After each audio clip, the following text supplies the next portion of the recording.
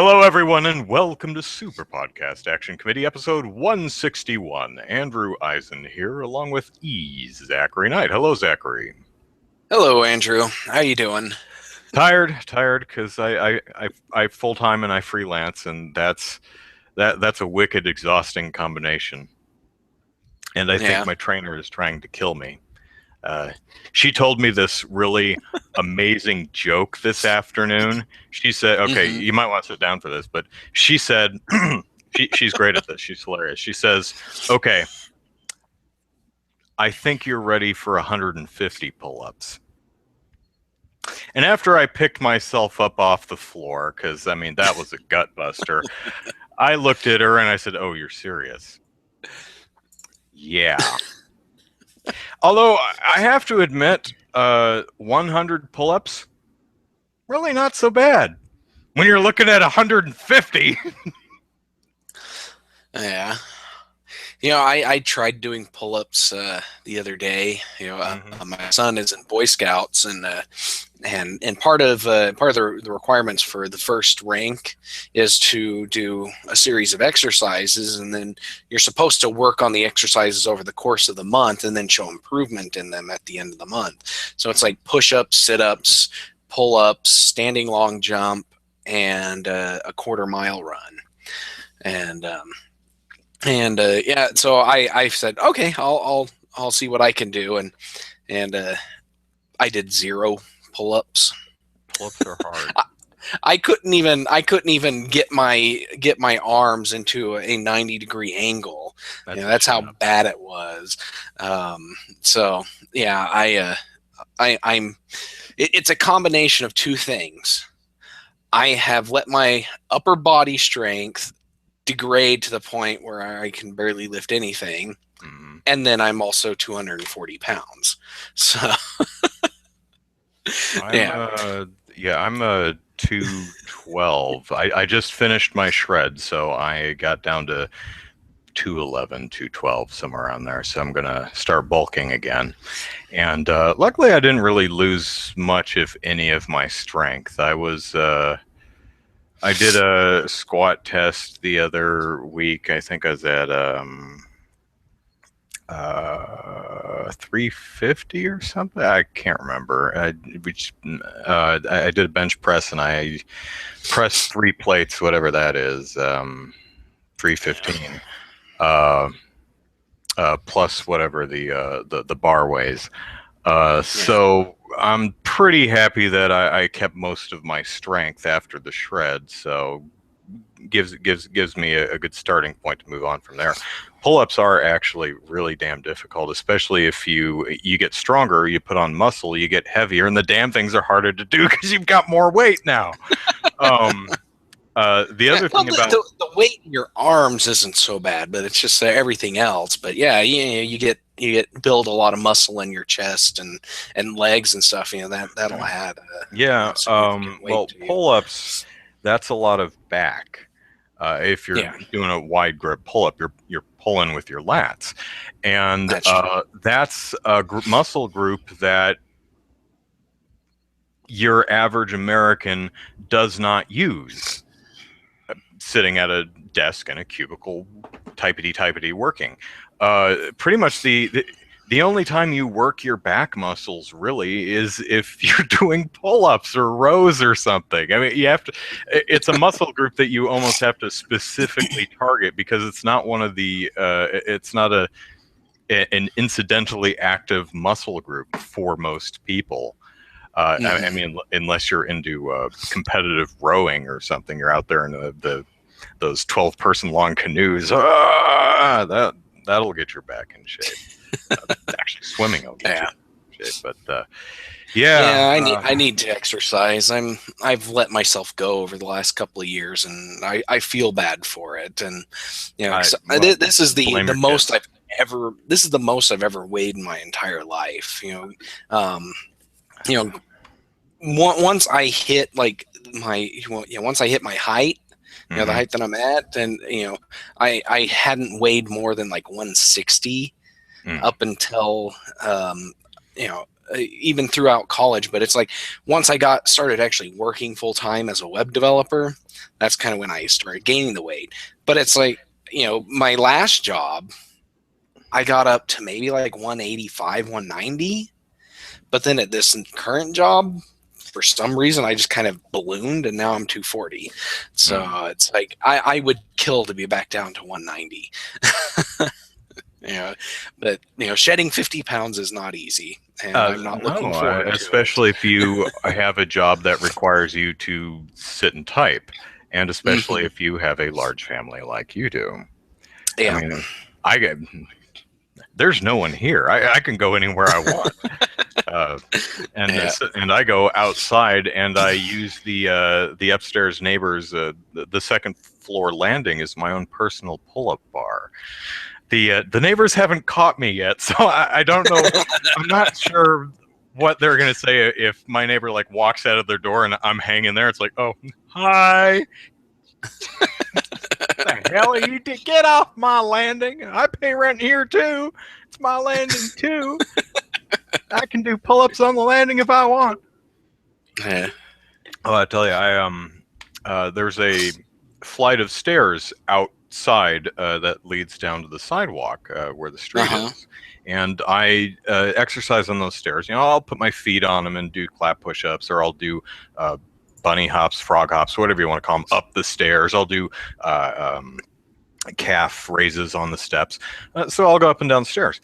And I'm at the bottom of the stairs. I want to go to the top, but a family, a mom, dad, and small child, well, maybe a little bigger than that, but very small child going down the stairs. This child took a minute and a half to walk down 16 steps. Nice. I guess he was really worried. Now, this looks like a kid that hasn't been walking that long. But it's just one step at a time, and I'm trying not to be angry because it's a kid. It's fine, But my heart rate is going down. I'm getting out of the zone. Go faster. But what particularly galled me, because I'm a jerk, is as soon as the kid finally got to the bottom of the stairs, he started running down the street. Well, that's a little kid for you. I'm gonna punt you like a soccer ball. You lied. You could have totally gone down the stairs faster than that. You were doing it to spite me. Because it's all about me. Of course. Yes, it is. Yes, Laxter, there's no one here but these stuffed animals on the stripper pole behind me. So yeah. So have you played anything aside from Skylanders this week? No. Yeah, no. That's the problem with doing a guide when you also have a full-time job is I do my full-time job, and then I usually go to depending on what night it is, I'll go to the gym or I'll work out here or something, and then I work on the guide until I go to bed, and I try to remember to eat dinner. And I also I have my notes saved in a place in my Outlook folder so that I can look at my notes during lunch at work and add them to the guide, like during my breaks and stuff. So I kind of work on it throughout the day a little bit too, which is why my contributions to game politics have not been as, I'm trying to fill in for James a little bit while he's also full-time jobbing and trying to contribute to game politics. But I just really can't take the time, because if I have a spare minute, I have to be working on the guide. I originally wanted to live stream some video games today to advertise, promote the Extra Life charity event that I'll be participating in next month. And I'll probably start that next Saturday, but that's 2 hours that I really needed to sit down and work on the guide. I got 5 chapters written a day.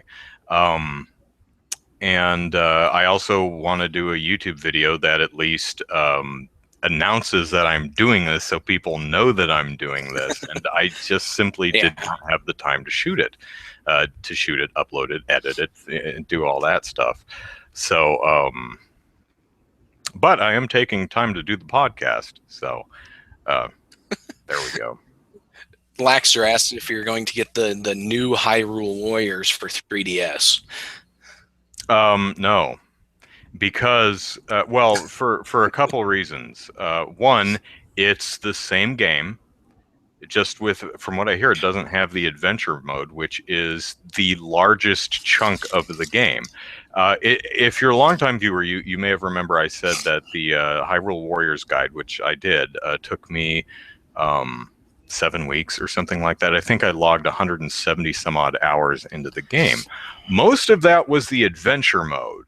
The main what's it called? I think Legends mode or something like that. Basically the story mode where there's 18 chapters, I think, and you play through that. You actually have to do it twice to get all the Skulltulas. That took 20 hours. Had to play through it twice, so it took a little bit longer, but most of the rest of that was adventure mode. So really, about the only thing new in the 3DS version is there are a few new characters, which is cool. Tetra, Toon Link, the king boat king guy that transforms into a boat, bread king of lions or something. And there's it's kind of unclear if it's. I think it's one new level that's based on Wind Waker areas. I think it's one level that kind of has many different locations from the Wind Waker game, but one main Wind Waker level. I think that's what it looks like from the screenshots. Anyway. Do you think you have to boat for like 90% of the time? That would be pretty funny if it was a map where you had just kind of 4 islands or something, and you had to get in a boat, and it took 2 minutes to get to the next island. You just set your controller down and waited. That would be authentic to that would be the authentic Wind Waker experience. Yeah, but yeah, the only thing, the thing that bothers me is I want to play.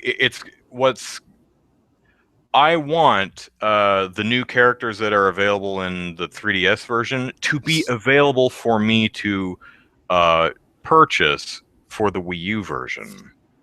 That would be nice. Yeah, I don't want to. I think you can unlock them in the Wii U version if you also own the 3DS version, but that's essentially making me pay $40 for a couple character DLC. I don't want to do that. I also have absolutely no interest in playing that game on a handheld. No. It needs the new 3DS to play in 3D. And they scaled back, obviously, because of the processing power of the handheld system, scaled back the number of enemies on the screen. And that's a big selling point. Having 100 enemies on the screen is kind of the point of these Warriors games. That said, I am quite looking forward to Dragon Quest Heroes, I think they're calling it. Except I don't think they're doing, which is the Dragon Quest Warriors game. This is a Zelda Warriors game. This is a Dragon Quest Warriors game, which looks awesome, but I may be mistaken on this, but I don't think they're bringing the PS3 version here. I think it's just the PS4 version, at least last time I heard. That sucks for me because I only have a PS3. Again, first world problems, man. Yeah. And then, in Dragon Quest, they're also doing they're making a Minecraft clone in the Dragon Quest franchise. I forget what that one's called, but Minequest, or I don't know. Minequest, yeah. I know what you're talking about, though. It actually kind of looks. It's interesting. I don't know. I've never been a big fan of games that you kind of have to build. Dragon Quest Builders. Dragon Quest Builders. You think that name's going to change? You think that's going to stick, or they're going to change that? That sounds like a temp name to me. It does sound like a temp name, but I could see them sticking with it. It is very descriptive. It's exactly what it is. You build your own towns and stuff out of Minecraft blocks, which is funny because in RPGs, I love it when a town gets destroyed or something, and you have to invest resource in this place to build it back up to its former glory. Yeah. You had that in one of the Tales, probably several of the Tales games, but the Tales game I played on the Wii, the Colony 9 or 13 or whichever one it is, and Xenoblade Chronicles does that. There's your home base that you build up and manage in Skies of Arcadia. I love that stuff. I think all the Breath of Fire games, I haven't played Dragon Quest or Breath of Fire Dragon Quarter, but so I don't know how that is. But all the other ones, 1 through 4, they had a town building, subplot. I forget how the first one went, but the second one, you go and you have to rescue this pig from this old man that lives in a shack on the other side of a mountain. And then later on in the game, you pay this guy, or you work with this guy to actually build a little town in that area, and you hire an architect to move there and design the buildings. You have your choice of 4 different architects, and they built 4 different building styles, and then you can just grab convince a number of people around the world to move there. And depending on which ones you get, determine, what you could do at the town. Like there's one that had a little casino game. Another one made a little restaurant that you could copy certain items at, and some other fun stuff like that. That one was cool. Breath of Fire 3 had a fairy village where you could actually, recruit fairies and build up their stats, like their hunting and cultivation and building skills and other skills. And you could build up these stats, and you could put specific fairies to do specific jobs. And the better you managed your skill sets, the better the town turned out to be. And that one was really cool. But yeah, I like these sub building or town, sub quests in RPGs, because it is fun. But yeah, I wish I could play more games like that. But that's going to be the game I'm developing right now with my brother. The one that's currently in design phase that we're going to start working on as soon as I get this other game done. It's going to have kind of a town subplot type thing in it too. So that just kind of shows you how how ingrained that is into how I feel things. But yeah. Laxter says even better, they could make an amiibo unlock. Andrew would love that. I tell you, the original the Wii U version of Hyrule Warriors, if you tap the Link amiibo on the controller, you unlock the spinner weapon, so a new weapon. And the weapon is really, really cool, and I'd really, really like to play it, but I am not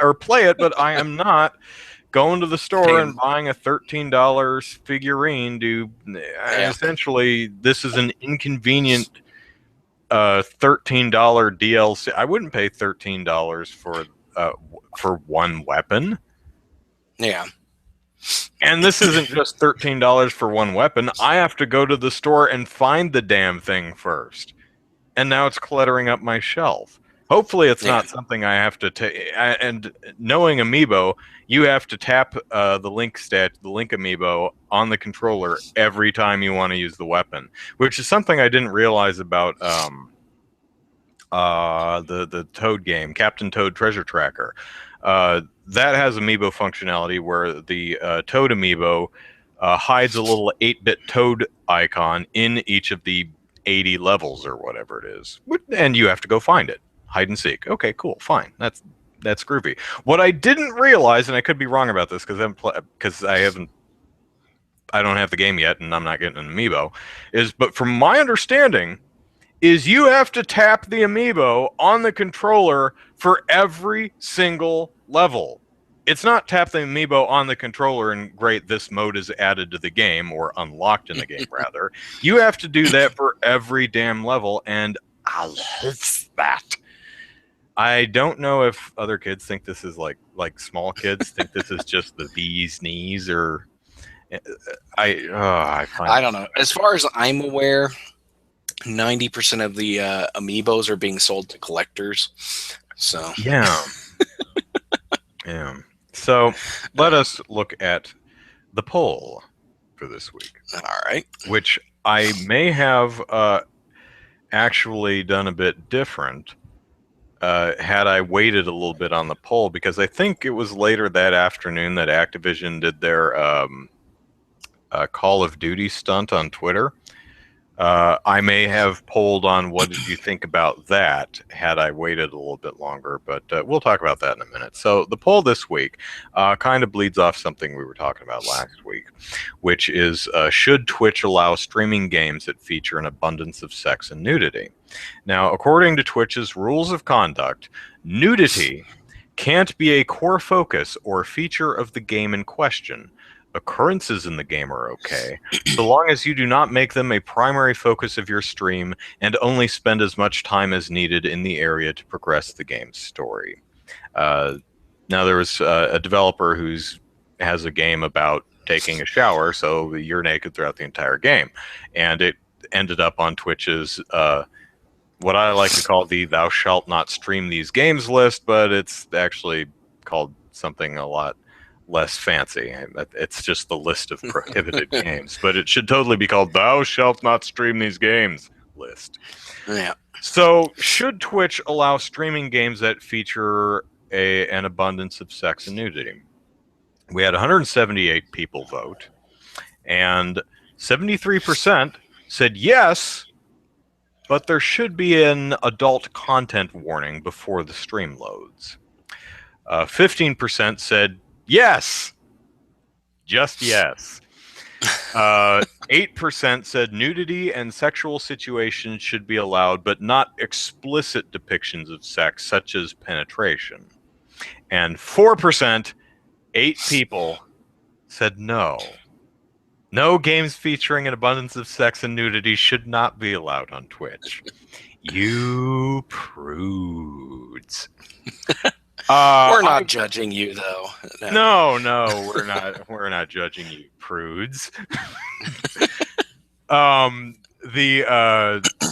voted for yes, but there should be an adult content warning before the stream loads. Yeah, I did too. Yeah, so. I think it's a concern of enough people. I think there are enough people that would really want to know what they're getting into before they get into it to make such a feature worthwhile. Now, I wouldn't say an age gate, because I think age gates are stupid. Just a FYI. Yes, of course I was born January 1st, 1937. Yeah. Wow, a lot of people born on January 1st. It's weird.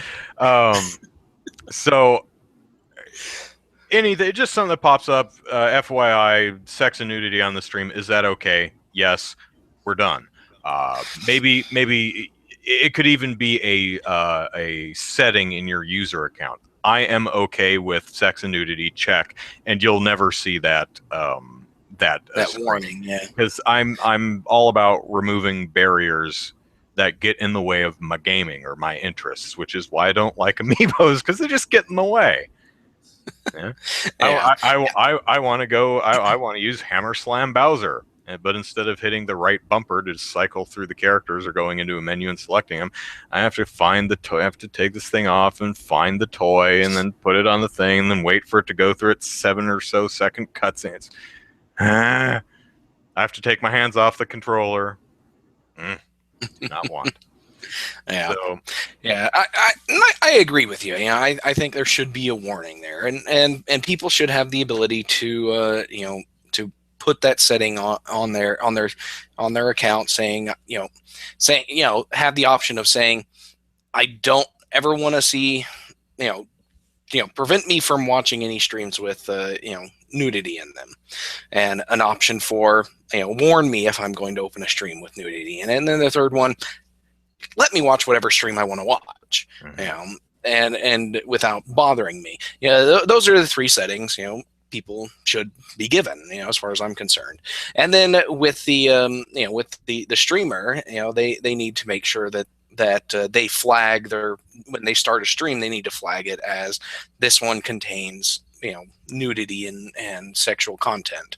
And that way, Twitch knows to pop up the warning for those people who want it, who want to see the warning, or who haven't turned off that feature.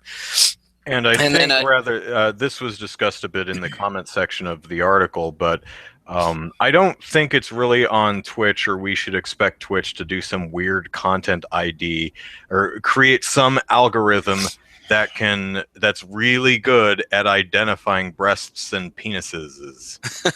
No. I think when it comes most people, when they I think it's on the streamer to, will your stream possibly include adult content? Check. Okay. Then the image will come up, or it will block for people who don't want to see that stuff. Or on Twitch, at least, most streamers put the name of their game. There's a little box for what are you streaming, and you put the name of the game in there, and there's a big database that you can pick out of. And I imagine you could just build that database out with, this has nudity, this doesn't. So if you're playing this game, then the warning goes up. So I don't think there has to be anything where Twitch has to manually look at everything you're doing. Yeah, I don't think you have to do that. I think you could also implement a system. I wouldn't really call it a report button, but say somebody started a stream, but they didn't note that it was going to have sexual content on it.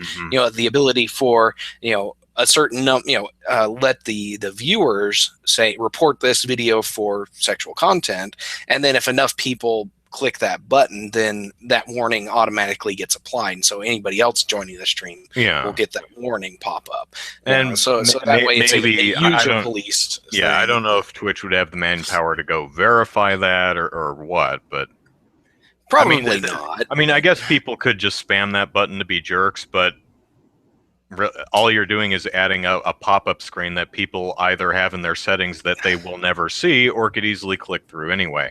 Now, another thing that was mentioned in the comment section by our own Big Perm was, I think you should just be able to confirm age on an account via credit card and gate off adult content. A simple press this button if you're over 18 isn't enough, in my opinion. Stream all the boobies and penises.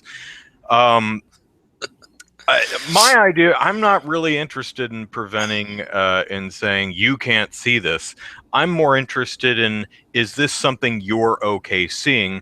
And that it, for me, extends to parents who are dictating what their children are okay seeing. Yeah. So and I think that's and the confirming the age with a credit card isn't going to work anyways, because your kids are going to grab mom's credit card out of her purse and plug it into Twitch, and off they go. So, but and again, this kind of brings up one of those points that are brought up all the time. It's like, who goes to Twitch to watch porn when they could easily go to Google, type in porn, and get all they want? It's like, why does it matter? So it's like, well, Net Nanny or whatever these the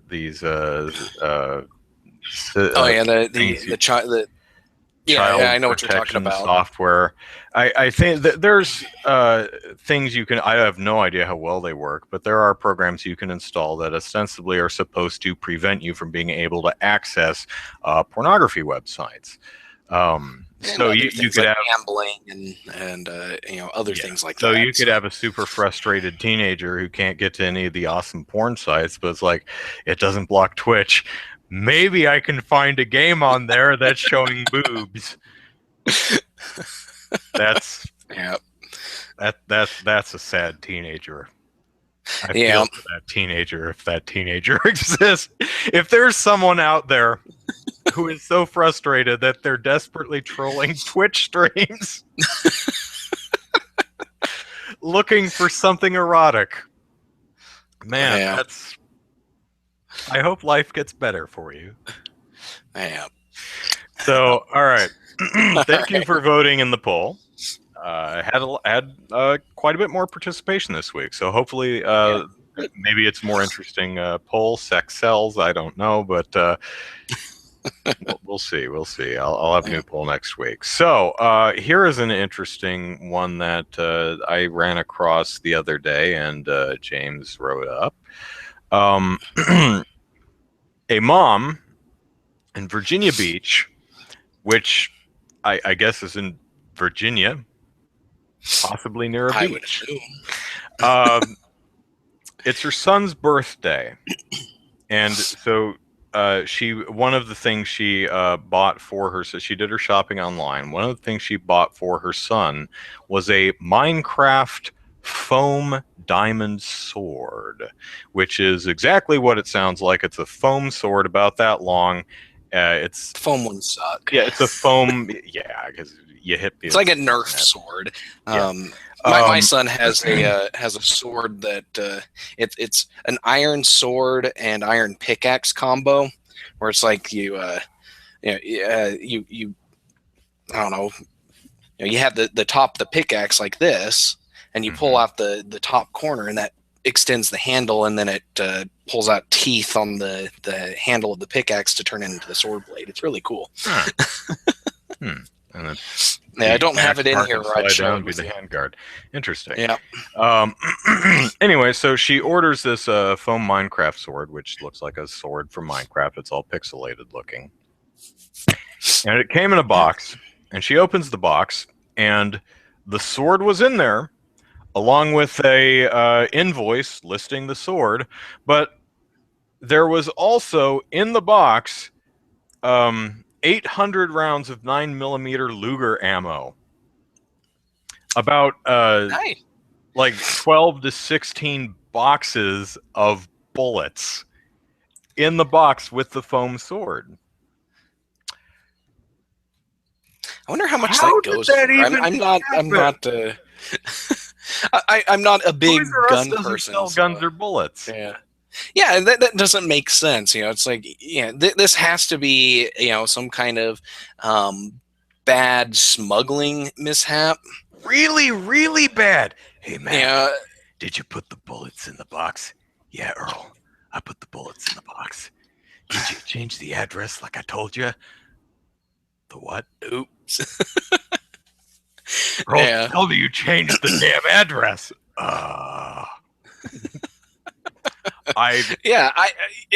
That's the only thing I can think of, because unless Toys R Us shares a warehouse with Smith and Wesson, I don't know how this happens. It doesn't make any sense. But if I were heavy for a foam sword, oh well. What's all that rattling around? Oh well. But if I were on the receiving end of this, I would be a little livid that I got sent ammo with my kid's toy sword. But then I'd be like, well, it is the law that I get to keep this because it was shipped to me, even though I didn't ask for it. It's like, I wonder how much I could sell all this ammo for. Yeah. I know. The mom in an interview says, I have a child, so I'm really concerned about this. What if he had opened the box? Does your son have a Luger? I mean, I probably unless he starts smacking the bullets with a hammer, I don't think it's really going to matter. I understand her point. I understand her point. Yeah, definitely. This would be a good opportunity to teach your. Yeah, had your 4-year-old opened the box, he probably would have taken the sword out and left the bullets. Yeah. Well, my kids would have been like, "What's all this other stuff?" But yeah, it's like, but this is, and I'm looking at these boxes because there's pictures on the 13 News Now website, and these boxes aren't in like brand new shape. They're not directly off the shelf because they have beat up edges, and the flaps are open on some of them. And well, the box itself. The main box, the sword, it also looks like it's been kicked around a bit. So I'm wondering if this is just the Postal Service, or if this box was intercepted somewhere and opened and stuffed and reclosed, or I don't know. Yeah, I don't know. But yeah, but there's definitely some guy buying black market ammo that's really livid that he doesn't have his bullets. Yeah. Didn't even get the foam sword out of the deal. Yeah. Are you kidding? $200 and I can have 900 or 800 rounds of ammo? Yeah, man. I'll even toss in a foam Minecraft sword. Far out. So now, allegedly, the woman called Toys R Us, and the representative she spoke with said something along the lines of, "Well, what do you want us to do about it?" Which, honestly, is a fair question, but yeah, exactly. Come on, that's a bit tone deaf for a customer service rep. Of course, yeah, the news organization contacted Toys R Us, and Toys R Us released a statement saying, we're researching with our warehouse or where we're trying to figure out how the heck this happened, or distribution center or wherever. But that was a customer service rep. That was Jamie, who answered the phone and was having a bad day. It's like, what do you want me to do about it? You sell them on eBay. I mean, they're bullets. Yeah. Was there a gun in the box? Yeah, no. Do you have a gun? No. Then don't worry about it. Yeah, but now that I think about it, it could very easily have been possible to mix these things up. If say for instance that Toys R Us shares a warehouse distributor with like Walmart, who does sell ammo. Yeah. There could have been a mix-up like that. In that case, you don't have to share a warehouse with an actual gun manufacturer or ammo distributor, but just sharing a warehouse distribution center with Walmart, could have caused this confusion. The boxes get pushed down the line, and whoever was packing the sword stuck it in the wrong box, put the label on it, and sent it off. Well, I've seen there are some distribution centers. Amazon has fully automated distribution centers with little robots that run around and grab stuff off shelves, bring it back, and dump them into boxes using a system, chutes and ladders, essentially chutes and conveyor belts. It's really, really cool. But you can imagine that if something gets shifted, a bunch of bullets fell in the box and no one noticed. Yeah. Hard to say. It's just one of those weird, how the hell did this even happen kind of stories that anyway, so fun story. Glad it wasn't, a box full of something toxic or something really sharp that could have hurt anyone. Bullets by themselves are fairly harmless, so unless they get super hot or you hit them with something hard and heavy. Like I said, I mean, unless your son's like, "Ooh, bullets! Where's my hammer?" Or throw them in the microwave, see what happens. So yeah. Okay. Go ahead. Oh, I was just, I got curious, and now I'm looking up the price and of a box of bullets, 9mm. LuckyGunner.com lists, let's see how many bullets are there. 100 rounds for $194. So we got 800 rounds. That's like, wow. $200 for each 100. That's $1,600 worth of ammo there. Oh, that's wow. eBay time. I way undervalued that. Okay. Yeah. Dang. Yeah. That's that crazy. Stuff on eBay or Craigslist. I'm sure selling bullets on Craigslist is not going to raise any red flags. I don't know. Depending on where you live, there could be a gun show every other weekend, and that's true. Walk into the gun show and it's like, "Hey, I got all this ammo. I'll sell you $100 per box, or whatever."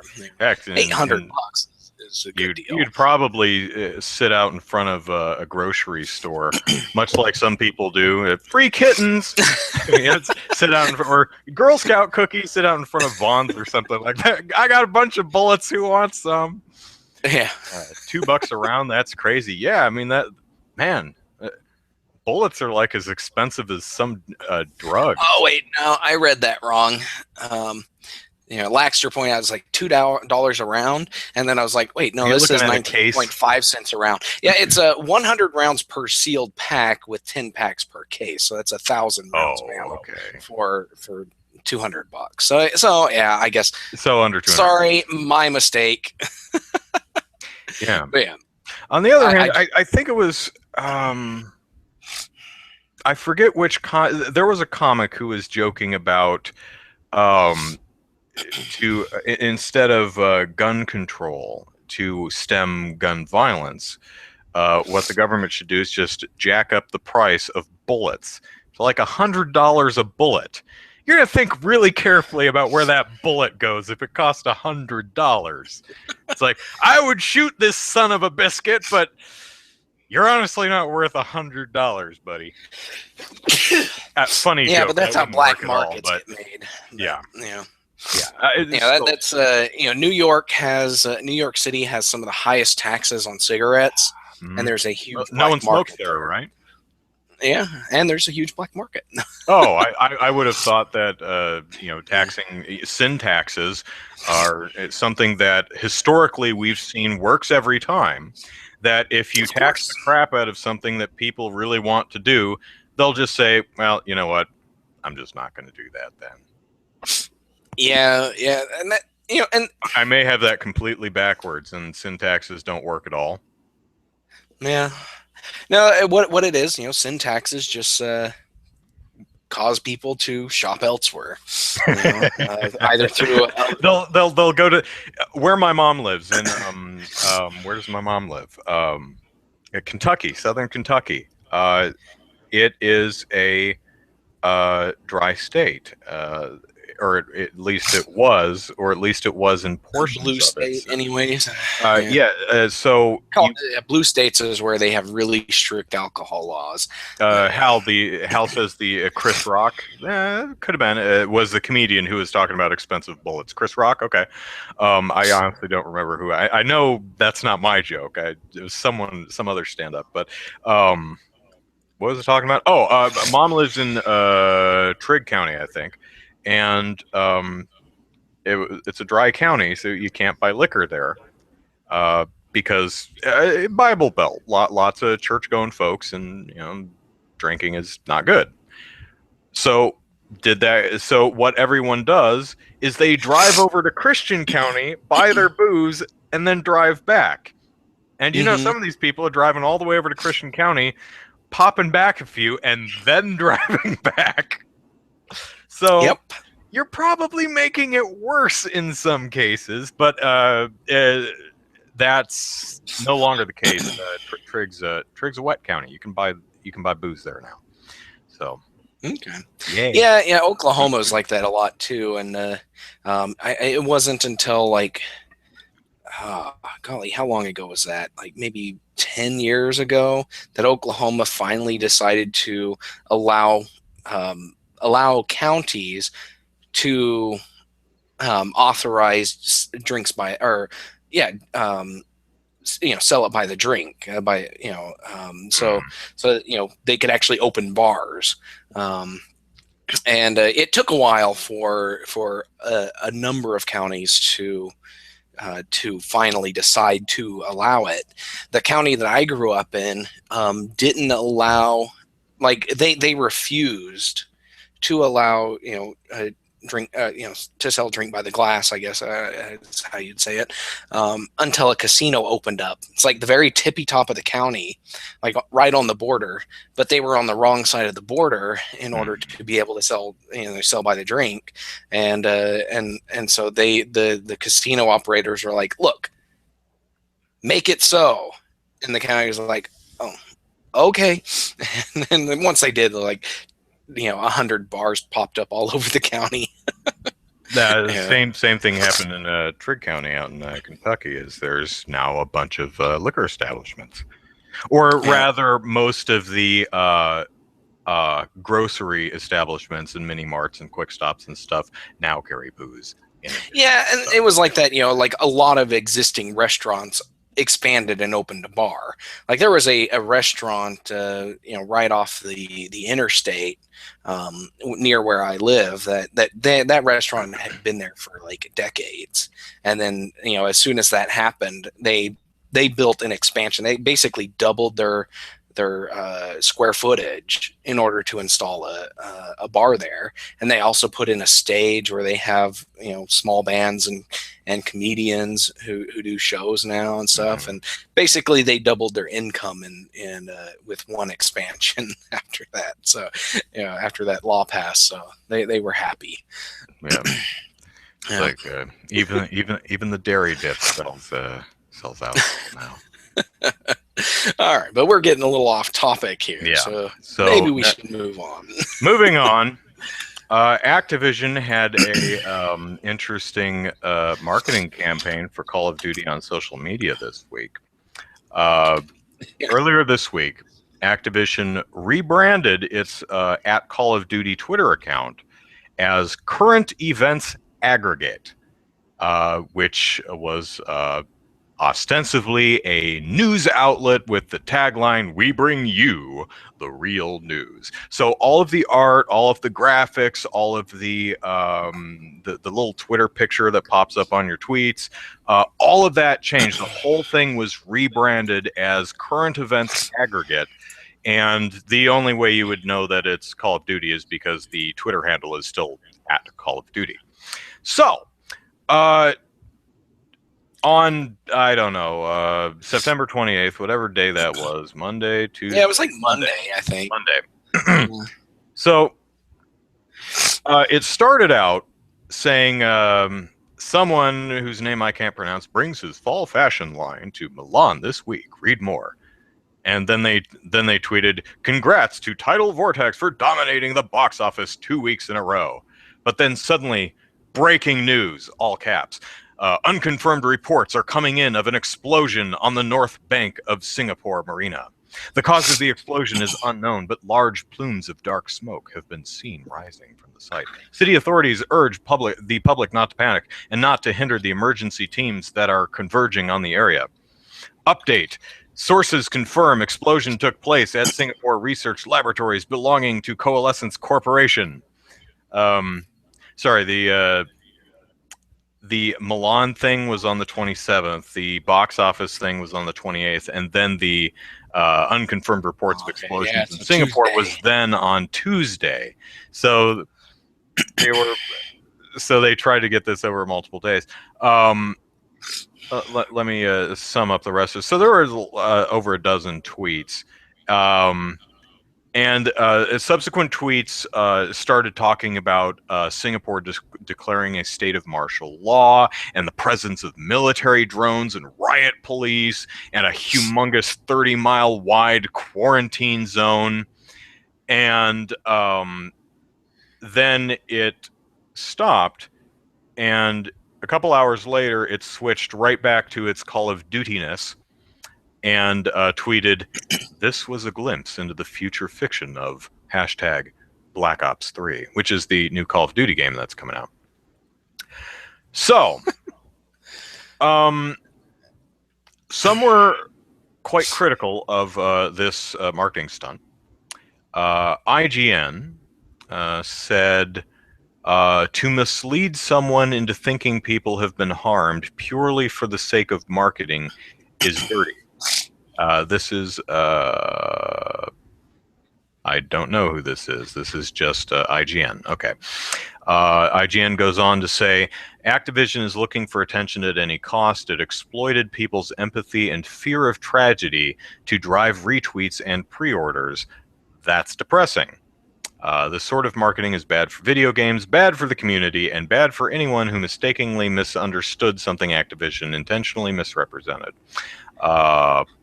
Let's see. Allegra Frank over on Polygon says, "Trying to grab someone's attention by appropriating social media's strength during breaking news while trying to momentarily fool people into thinking real people are dying is hard to defend. Using a non-fictional country as the center of a realistic story in order to advertise a work of fiction based on a dystopian future is marketing from beyond the realm of any logic. This was a bad idea, and should have never happened. So, Laxter says, were there actually people that thought it was real? I have not heard from anyone who was fooled. Who was fooled? Yeah. I don't think anybody. Yeah, nobody I know that was fooled. Yeah, I don't follow Activision Call of Duty Twitter. I follow Activision itself. Matthew says the @Call of Duty thing should have given away, but people are stupid. Matthew, I think that's a bit unfair. Yeah. Well, I'm looking at. For example, someone pulled out a tweet from Anita Sarkeesian a couple of days ago and was talking about it in the shout box, and I looked at it and went, meh, or whatever I said. And then Zachary looked at it and said, that's from 4 years ago. I honestly did not notice. Occasionally, we don't do it often, but occasionally we at Game Politics will report on something that's like a year or two old. It happens sometimes. Sometimes you don't notice who the author is or who the or what the date of the article is. So I think it's a little unfair to call people stupid for not examining the Twitter handle of the tweet closely. Yeah. Well, and I want to point this out. If you're looking at your Twitter stream, when you look at a tweet that's there, okay, it has your the avatar. Yeah, that's the first thing you see, and then it's the name of the Twitter, like the person, and that's in bold, and then in a light gray text it says at whatever the Twitter handle is. So when somebody were to see this in their thing, they would see current events aggregate, and then in light gray text at Call of Duty. So current events aggregate would be big and bold, and that's what you would catch your eye. And then you would read breaking news, and you're like, "What the crap is going on in Singapore?" I don't know. That's what could happen. I think and so I could say that people would be excused if they didn't notice that this was actually the Call of Duty Twitter account. Yeah. I think probably the people who are most likely to be at least initially taken off guard would be anyone who doesn't follow @Call of Duty, but follows someone who does and retweeted or favorited something from that line. Especially someone who might live in Singapore or know someone who does. I mean, you see update bombs going off in Singapore. It's like, oh shit, I gotta call mom or whoever lives there. Without, I should examine this and make sure this is a legitimate news story and not something from The Onion. So, I mean, at least the stuff from The Onion is actually clearly marked The Onion, and the picture is the same. The Onion doesn't try to hide its onionness. It is satire. Yeah, and even its headlines are jokes too. And if you're not paying attention, there are certain headlines that you could mistake for being a real story. Now, but they don't try to make everything sound like a legit story from the get-go. Although the joke is a lot of times you could totally believe that being a real thing. I mean, after all, kids being expelled for biting a Pop-Tart into the vague shape of a gun. I'm fairly certain that actually happened. That wasn't actually a Onion article or something. I think that was a thing. Yeah, and that's a real thing. That's the kind of thing that makes these things believable. But also, my personal opinion is it was a poorly conceived marketing stunt. It's a bit tasteless and tacky. I don't think, however, that Activision should be fined by the FCC or something I don't think they deserve any. I don't think they need sanctions or anything. But I do agree that the move was tacky. And I also wonder how effective this, as a marketing stunt, how effective this actually is. Well, we are talking about it. Well, that's true, but we're not talking about Black Ops 3.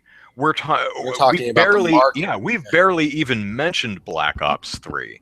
We're talking about a video game publisher doing something silly. Yeah, Um, and this isn't the first time anything like this has happened. There was a few years back when EA, while marketing Godfather 2, sent the press yep. all black, real brass knuckles. Okay, and these brass knuckles are illegal in almost every state in the U.S. Yeah. And EA, when they found when all the media outlets started reporting, it's like, why is EA sending us illegal weaponry? EA is like, oh, crap, and then they had to recall it all. They had to say, hey, send those back to us so that Legal you in guys my don't neighborhood. What? yeah, but yeah, they did that, and then there was the Dante's Inferno thing that EA did, Yeah, the where they sin to sent win or something. yeah, send to win, where it's like, take a picture of you doing lewd things with booth babes or something stupid like that. And then there was they sent checks to the press. It's like, do you want to cash this and succumb to your greed, or do you want to just ignore it and let it waste and something stupid like that. And they had they had some kind of contest for like all the 7 deadly sins or something like that. And these are really stupid things. Yeah. One of my favorites is, I forget who it was, but they released a bunch of balloons in the air, and then they all landed in some bay. And they think that the publisher, or at least the marketing company that came up with it, got fined and had to, or was billed for cleaning the balloons out of the bay. The thing about these things is they're almost never malicious. There's no ill intent here. I don't Yeah. think anyone is ever trying to hurt anyone, or really upset anyone. I think they're trying to be fun and unique and attention grabbing, and sometimes it's not always thought all the way through. I think I could imagine a society perhaps where joking about crap blowing up in other countries and drone warfare and things might work if that was so far-fetched and obnoxious that it was completely unbelievable. Yeah. Be like, what the hell is this? Nothing's blowing up in Singapore, but no one does drones. This doesn't happen. But this is not really the time and place for something like that, I wouldn't think. I think the general idea would work, but it would have to be done in a much different manner. Yeah. I think, if Call of Duty, or if Activision didn't try to pass it off as legit news Twitter, I don't know if if they would have called it Call of Duty Twitter. News, it probably would have been just fine. Yeah, I think, or just, the first tweet in the series was like, let's take a look at the possible future, in Black Ops 3, and then go through your thing. And then it's like, that was the glimpse of the Black Ops 3 future. I think that would have been sufficient in my eyes. Mm-hmm. It's like, they put the disclaimer at the beginning, they put the disclaimer at the end. You're cool with me. But with their thing, they rebranded their Twitter. They didn't put a disclaimer in until after they were done with the entire thing, like full day of these tweets, and then they finally throw the disclaimer out there. And my feeling is that this was a look into what Black Ops 3 might look. So that disclaimer, I have a feeling that was not part of the original plan. That was compelled after there was a fairly bad reaction to see, this is what happens to the palm of your hand when you do a lot of pull-ups. You get them on both. Yeah. Marking myself here. Luckily I didn't hear from anyone who was caught off guard and upset or panicked. And or frantically trying to reach the news, or frantically trying to reach family in Singapore. So luckily, I think most people, from what I saw, were just kind of ranged from annoyed to just eye rolling. I didn't come across anyone who was like, dude, that was awesome. I haven't seen anyone go, what are you guys talking about? That's an awesome campaign. That's like the bestest. This makes me want to play Black Ops 3. Are you still having problems with Outlook? Yes, Outlook is the crappiest mail system that is. Microsoft should be ashamed of itself. It's like, Yeah. you know what Microsoft Outlook, which is in case you don't use it, it's a email program. It does a lot of things, but it's predominantly an email program. You know what it struggles with the most? Email. And which is sad because it's designed specifically to work with Microsoft's own Exchange servers. But yeah, I could tell you just the number of times I've had problems with it at work. It's terrible. But going back to I can't Black do Ops any 3. work. Someone's sending me an email right now.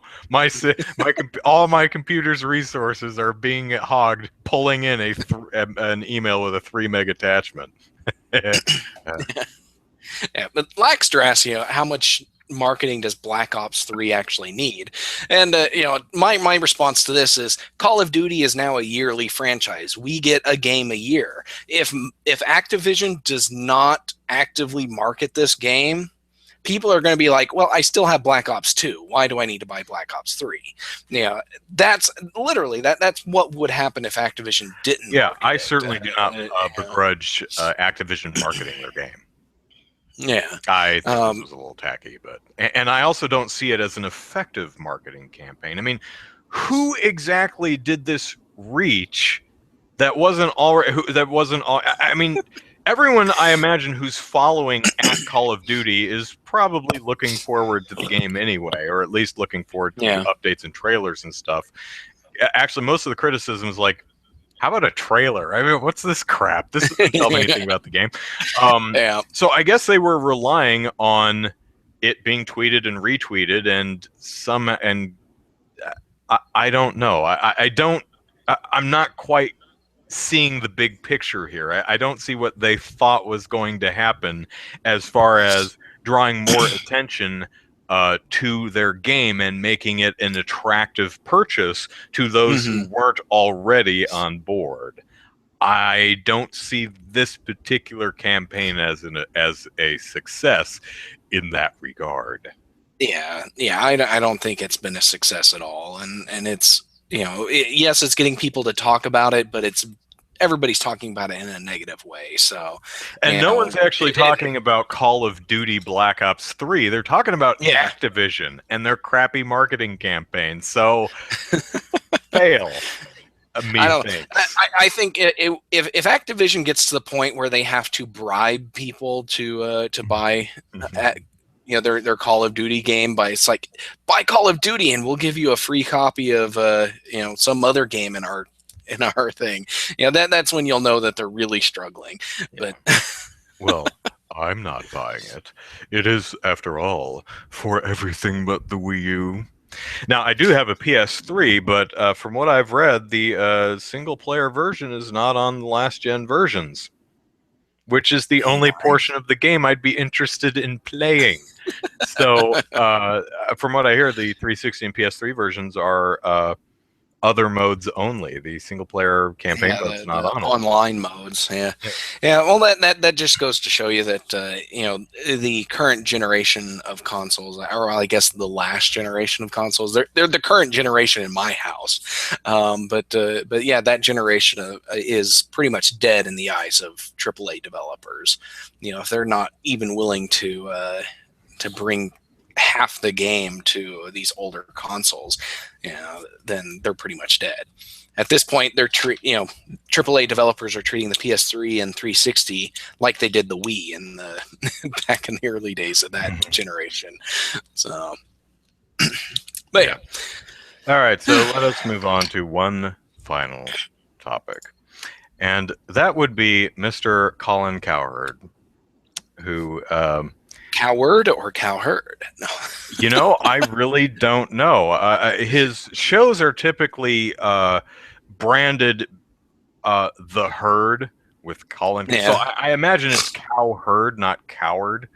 But I really don't know if I've watched the segment that we're going to be talking about, and he probably says his name. It's probably introed. And now back to Colin Cowherd, The Herd with Colin Cowherd.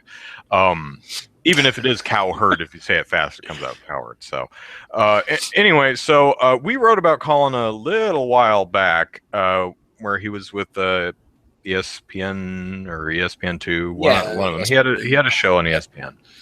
Um, and he does not like eSports. Even though esports are really the same as any other sport, and people's fandom of esports really completely mirrors the fandom of regular sports.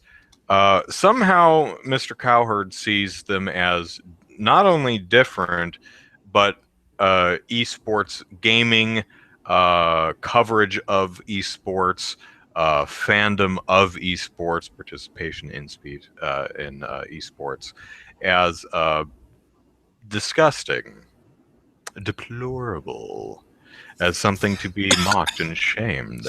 Um, Now, I can understand someone not getting it. Hell, I almost don't understand the appeal of esports. Although I did watch the Nintendo World Championships this year, and they were pretty fun.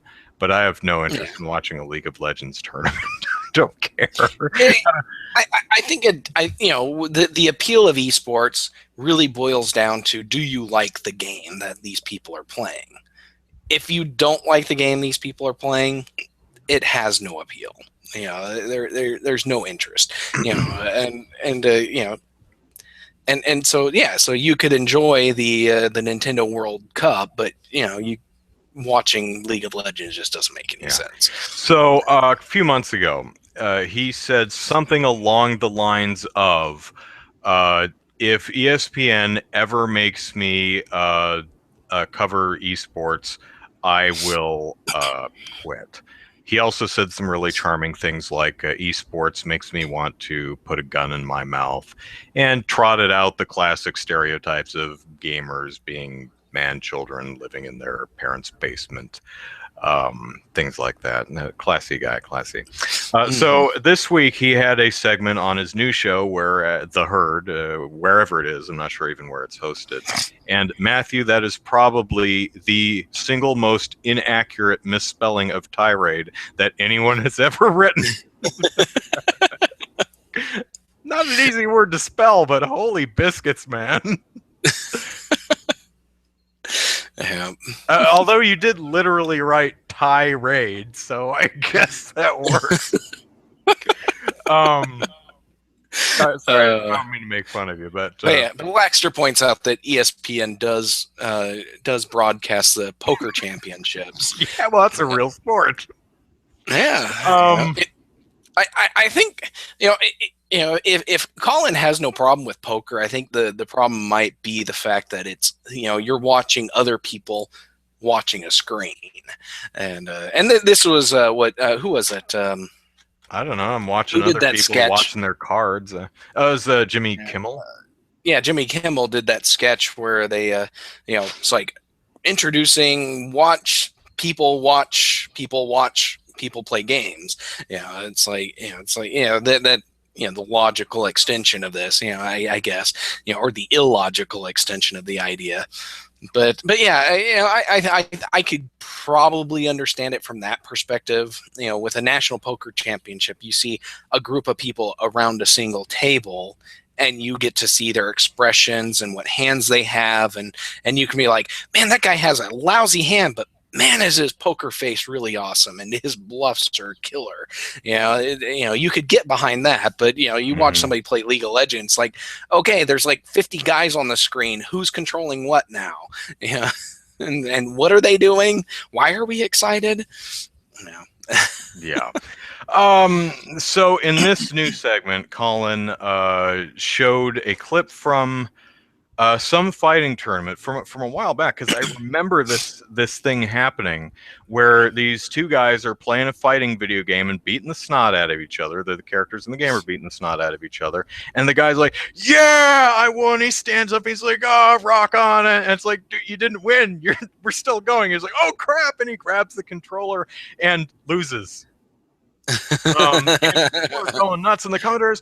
What was he thinking? He wasn't done yet. Oh my god, and stuff like that. And this kind of, oh my god, can you believe it? You see in every single, maybe except golf, I haven't heard anyone that colorful in golf. I mean, I don't watch it, but I assume they're. Well, not since Happy Gilmore, yeah. Well, that's true. It's like, Yeah. and he walks up to the tee, and he hits the ball. The ball's now flying through the air. Almost hit a bird. It is now touched down in the green. About 7 feet in the hole. That was a nice drive. It's like, I'm making this up. I don't think I've ever watched golf in my life. But so he's listening to this, and the expression on his face is like, now, I am horrible with human interactions. I can't read people at all, which is probably why I'm single. But I'm getting a genuine sense of disgust from this guy. Like, he's like, Yeah. Like, these people should be like rounded up into camps and kept away from me, or something like that. And so he does a sketch where he commentates the winner going home. Which is kind of an odd premise, because no one commentates on what the athletes do outside of the court or field or arena or wherever the hell they are. But the sketch goes something like, and he takes the cab home, and he uses the money that his mother gave him when he gets to his mom's house, and he retreats down to the basement, which smells of socks, and he eats a Hot Pocket. A Hot Pocket, ladies and gentlemen. Jerry just had a Hot Pocket with cheese. And it was actually a bit more demeaning than that. And what I found interesting, and again, I am terrible with people and cannot read their facial expressions at all, and don't know what they're thinking. But he has a co-host, and I was watching her, and my sense, which is probably completely wrong, was that she thought he was being a dick. Like, she looked really uncomfortable. Now, maybe she thought it was hilarious, and that's just how she that's just what she looks like when she finds something really, really funny. But to me, she looked uncomfortable. Like, man, you are just mean, man. I don't want to be here with you, you meanie head. Mean. She actually said he was mean. He goes, and he did say, yeah, you're right, it's probably mean. But man, Colin, I get that you don't like eSports. It's cool, man. It's fine. If you don't, I don't think you've ever given it a chance, which is also fine. I've never given golf a chance. But here's the thing. People like video games. People like esports, and it's really no different from regular sports. I think even if it's not for you, I don't think crapping on other people who genuinely enjoy this stuff is cool. No, it's not. Actually, the antithesis of cool. It is. Yeah, uncool. And there are those people out there that just, it's like, you like something I don't like, I'm going to berate you and yell at you for liking what I don't like. And and to be honest, I see this a lot in the games industry. Among gamers. It's like, you like the Wii, you're a moron. It's like, I like playing games, and the Wii has games that I like to play. Why does that make me a moron? It's like, I think first-person shooters are the dumbest games in the world, but I'm like, you like them? It's fine with me. It's an interesting phenomenon that we do see a lot, especially in the gaming community and other communities as well, of course. But genuine anger when someone has a different opinion. You don't like this thing I like? Double bird! And even the exact opposite. You like this thing that I don't like? Double bird! And I don't know if gamers or humans just need something to complain about. I really don't know what it is. I don't know. Yeah. Matthew says Colin is a shock jock. It's easy ratings. Perhaps.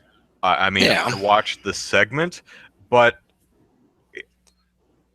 I will never listen to Colin Cowherd. I mean, that certainly turns me off. Not because he's Yeah, I'm not into definitely. esports, so he's not talking to me.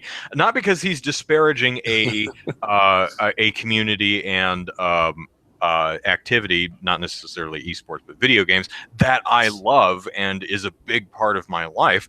I don't care, but because he's a jerk or he's being a jerk. Yeah. Even if it's just a Yes. character, that's not something I find entertaining. Although there are a lot of people, Yeah. for example, who will listen to Howard Stern or other people who say obnoxious, stupid things that piss them off, and they keep listening to it. I'm like, well, if you hate this personality or this outlet so much, if it makes you that mad, why are you listening to it or reading it or watching it?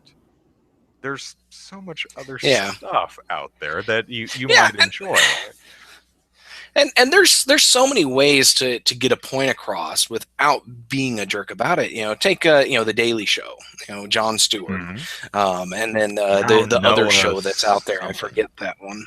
Yeah, it's not Jon Stewart anymore, but then there's that other show that I forget the name of that has the other guy that does the same thing. Yeah, the other show with the guy who does stuff, right? Yeah, but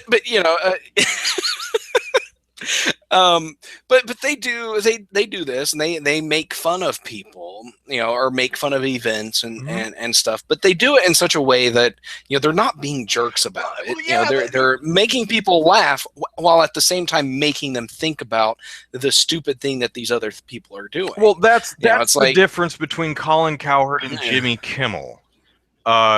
Colin Cowherd is being a nasty, derisive jerk about it. Kimmel was poking fun at something that is kind of funny when you think about it. I mean, we are having fun watching other people having fun. That is, when you step back and think about it, that is kind of silly. I mean, it's like going to a dance club and watching other people dance. Or going to a restaurant and watching other people eat, I suppose. But I don't know if anyone's actually done that. Competitive, although there is competitive eating that people do go and watch other people eat competitively. So I guess that does happen. Yeah. And there's that guy who runs Man versus Food. I mean, those are live events that happen in restaurants, and people sit around watching the guy eat food. It's like, are you gonna eat some food? Oh no. I'm sure it's delicious. It's like the Iron Chef. They make these wonderful, amazing things, and you watch other people eat, and they're like, "Oh, it's so good! It's like Nirvana in my mouth." And you're like, "Wow, I'm having so much fun watching other people having the taste sensation of the century." The Colbert Report was what I was thinking of. Oh, Colbert Report. Laxter puts that out. Yeah, which is not around either. Well, a Daily Show is now Noah Trevor something, and Colbert is now Late Show. The nightly show is what Laxter's saying. Wait. I don't know. I don't watch talk shows. I kind of get the appeal of the news shows like the Colbert Report and the Daily Show because you can learn something. But I've never really understood the appeal of talk shows like Letterman or whoever else does talk shows. See, there's the Late Show, Late Show, the Tonight Show, and the Later Tonight Show. I don't know. That one's called. Well, the thing is I like comedy, so I like some of the skits and sketches that they do.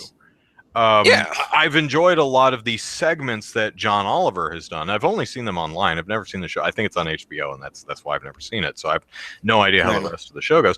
But I think for me, the reason I don't go on to talk shows is because I don't care about popular music, and most talk shows have the musical guest that I'm not going to know, not going to care about, and not going to like.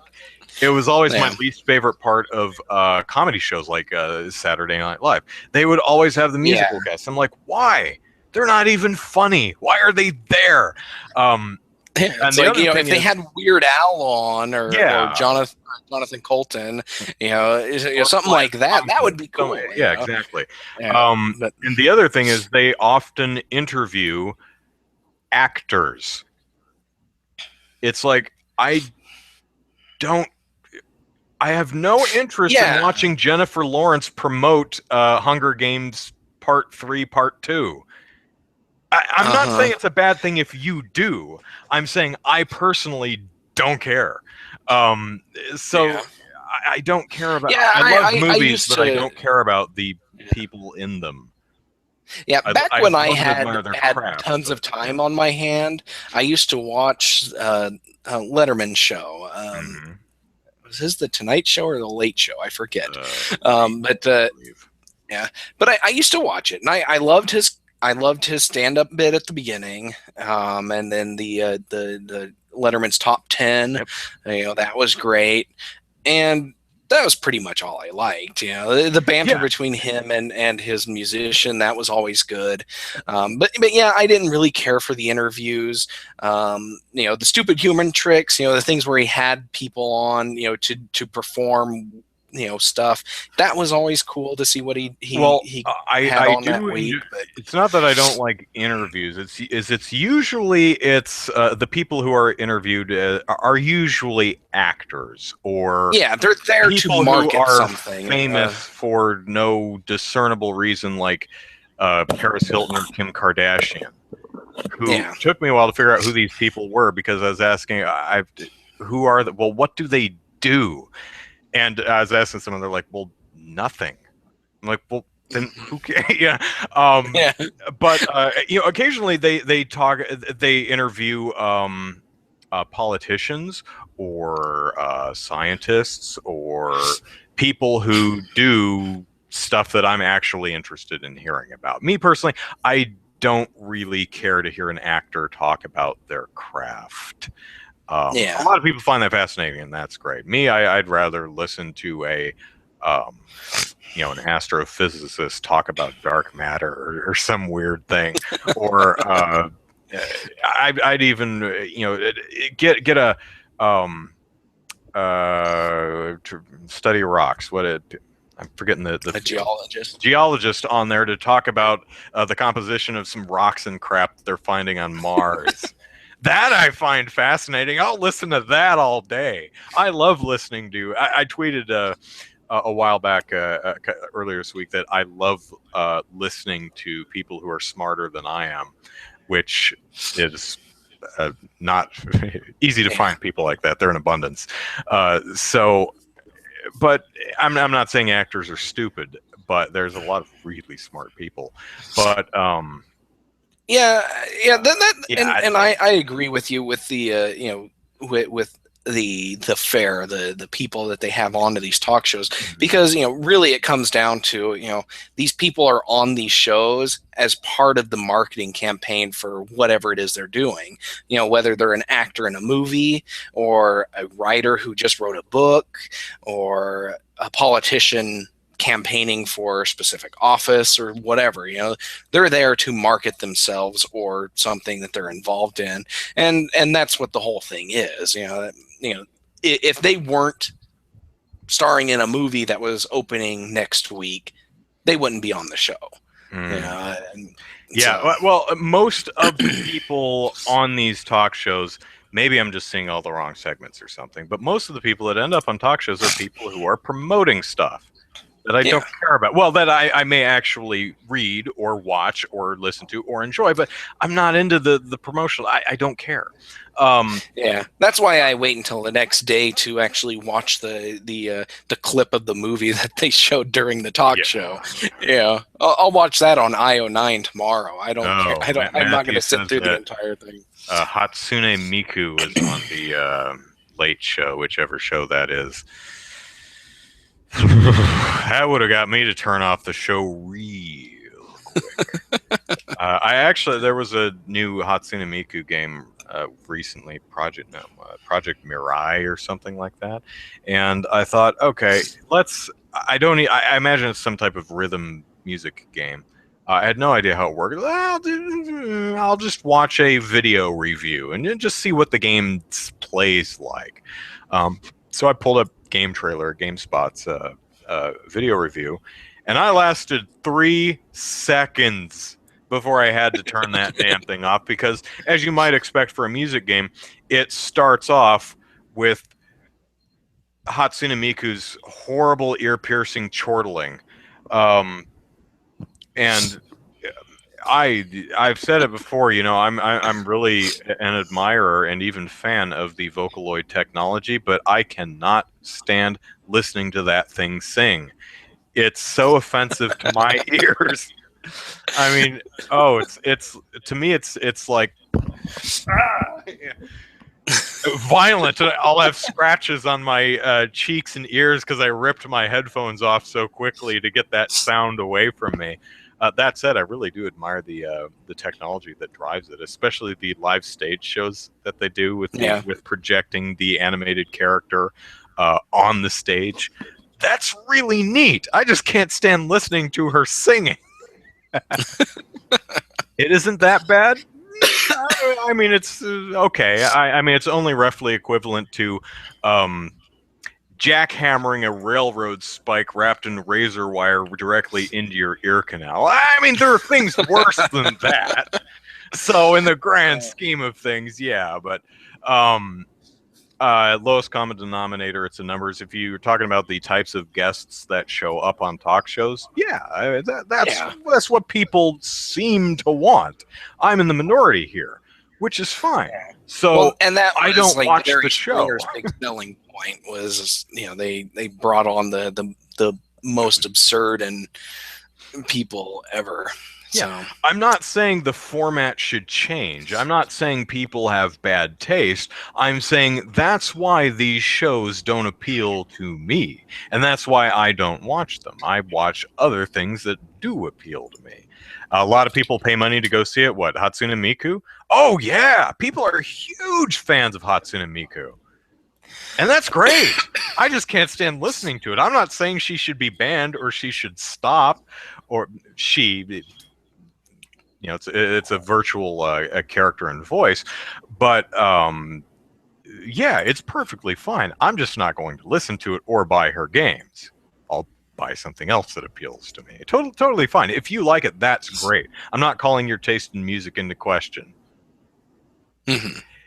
Yes, I am. I'm calling your taste in music into question. Oh God, it's terrible. Actually, it's not the it's regular. It's J-pop. It's bubblegummy, disposable pop music. You can tap your foot to it. It's fine. The problem I have with it is actually the synthetic voice and the way it sings, especially in the upper ranges.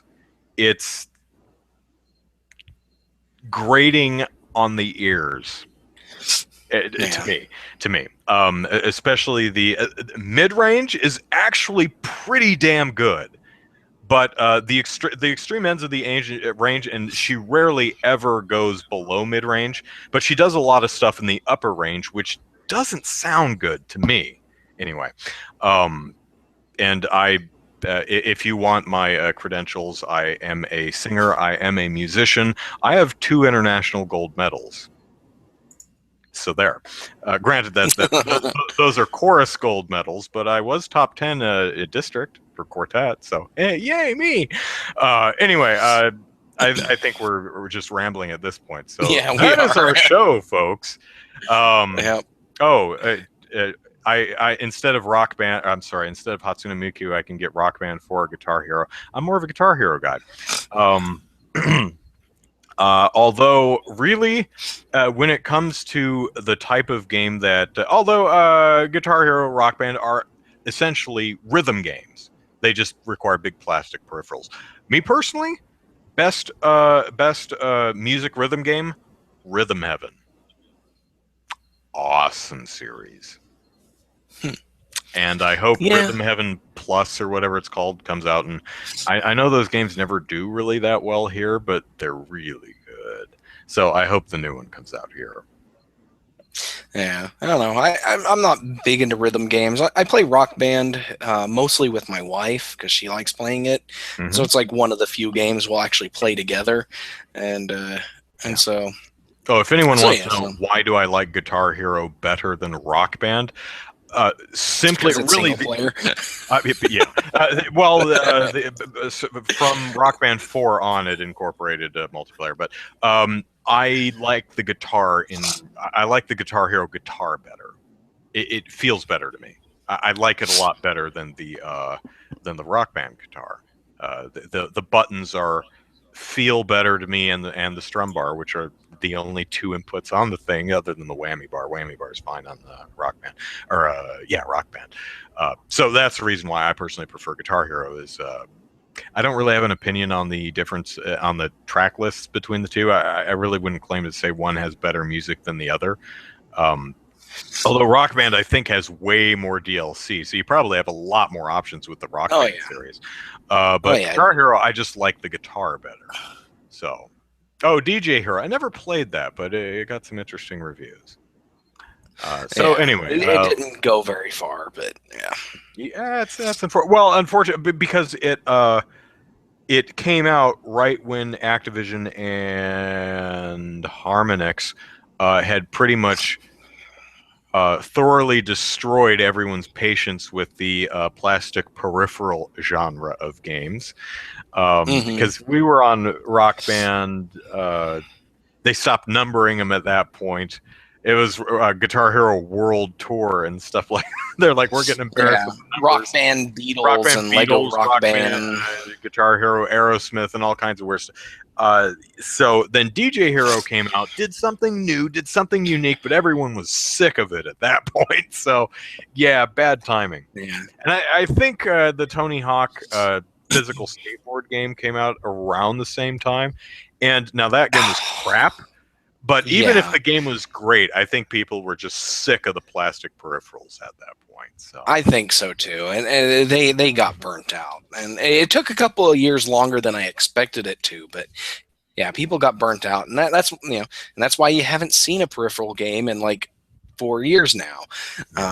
It's like a THQ did their U Draw thing, and that like bombed a horrible mess because nobody wanted a peripheral for the Wii U. I've Or already for the got Wii, the not the Wii, Wii U. yeah, the Wii, yeah. But everyone thought the Wii U was just a tablet controller for the Wii, so they're like, why do we need another tablet controller? Just use the Wii U, which is just a tablet controller that works on the Wii. Yeah, I think like a game like U Draw would probably work on the Wii now at this point, but or the Wii U, but because they tried to do it on the Wii with the peripheral, it bombed horribly. But THQ doesn't exist anymore. Yeah. That's sad. THQ did some good stuff. Yeah, they had some good games. Yeah, I'm waiting for the bubble to burst on Toys to Life. I'm waiting to people get sick of that crap. Hopefully Skylanders Supercharger will do it, but well, the thing is that the games, from what I hear, are actually pretty good. The Lego Dimensions reviews have been pretty positive. I've played 2 of the 5 Skylander games now, and they're pretty solid. Disney Infinity 1 and 2 look like absolute horse manure. I actually have 2 sitting over there, and I'm afraid to try it. Well, the thing that drives me nuts with pretty good though. Yeah, and the thing that drives me nuts with the Disney Infinity one, is the fact that it locks out entire worlds of gameplay unless you buy the characters that go with that world. So it's like, oh, you want to play in Toy Story. Well, you got to buy a Toy Story figurine in order to actually play in Toy Story. Same thing with all the other ones. It was kind of the dumbest thing ever. Disney Infinity is actually the worst about this, and although Lego Dimensions looks like it may be one-upping Disney Infinity in the amount of. At least Skylanders, with a minimum of toys, you can get through most of the game. Infinity and Lego Dimensions is locking out whole portions of the game. Yeah, it's not like entire this little area. side area of the level. It's like Yeah. this entire group of levels is completely inaccessible unless you have a character that corresponds with it. Yeah. And that is stupid. Yeah, because in both those games, in Skylanders, it's you're unlocking you're not unlocking anything. Well, you're unlocking the characters. It's just the characters. And certain characters can get in certain areas, but in Infinity and Lego Dimensions, you actually have to buy the play sets to get them to access them in the game with your characters. And I really hope that Disney or Lego Dimensions is not setting the standard for Lego games going forward, because if they don't release, if the next Lego game to come out requires you to buy Lego figurines and play sets, I think that will pretty much kill the Lego franchise. What's funny is I joked about that a year or two ago when I was complaining about Skylanders and Disney Infinity. I was like, man, because I remember I was playing Lego, the Wii U exclusive, City Stories or City Undercover. I'm sorry, City Undercover. Yeah. City Undercover, great game, by the way. I was saying, imagine, if you will. Imagine that, because there are 160 characters that you can unlock in this game. Imagine that if instead of finding the character on the map and choosing him out of the character selection list and playing with him in the game, I actually had to drive over to Toys R Us and buy the fireman dude and plop him on a portal of power. Imagine if I wanted to get in a police car and drive around Lego City. I had to go back to the store, get the police car, and plop it on the portal of power and drive. Now imagine if I even wanted the police station, I would have to go to Toys R Us and buy the entire damn police station Lego set and build it and that's almost exactly what Lego Dimensions is. I should have shut the hell up, because apparently I gave Warner Brothers a really bad idea, a really bad and profitable idea. And I'm sorry. I am so sorry, because we know Warner Brothers is one of the 7 people watching the show. Yes, Matthew, you can blame me for this. But yeah, I agree. I'm looking over at my my video game shelf, and I see 1, 2, 3, 6, 9. 3, 6, 9 Lego games on the Wii, and 1, 2, 3, 4, 5 Lego games on the Wii U, and I don't have Lego Jurassic World yet. So yeah, if they start doing this, that's a fair amount of money there. I mean, I have all the Lego games except I think like Lego Rock Band and a few of those. If they start I'm not getting Dimensions at all. Will not. I mean, unless I do the guide for it, which I'm not going to. But yeah, if that becomes the direction for the Lego games in general, no. Yeah, you want to stop my fandom cold? Try the Toys to Life set. It's going to be interesting to see if Nintendo pushes Amiibo too far for me. Like if the new Zelda requires you to buy a bunch of damn toys to unlock areas in the game. I mean, if it's something innocuous, it irritate me, but I'll probably deal with it, because it's like something like the Captain Toad thing, or yeah, that ticks me off because that's something I would actually enjoy, and I'd happily pay $2 for to download this extra mode. But I'm not driving to the store and buying a $13 toy that I have to tap on the controller every single time I want to use the mode. I don't like it. Okay, let us end the show, which I think have been trying to end the show for 20 minutes, but we just keep yapping. So, Andrew here, Andrew Eisen, Eisen is how you spell the last name. Plug it into YouTube. You'll find my YouTube videos. Haven't had anything new for a while because I'm busy with Skylanders, but hopefully I'll have some. I should be finished with this by the middle of the week. So there's some things I want to do on my YouTube channel, and hopefully I'll be able to start working on that. Twitter at Andrew Eisen. I say a lot of goofy things on Twitter, and I do some stuff on Facebook too. So the Facebook page is Andrew Eisen YouTube, because that's not confusing at all. Zachary, go ahead and plug away. All right, you can follow me on Twitter at EasyKnight, and you can also follow my game development work. It's DK_gaming on Twitter and DivineKnightGaming.com. And if you're interested in the Oklahoma game development scene, that's OK Game Devs on Twitter and OKGameDev.com.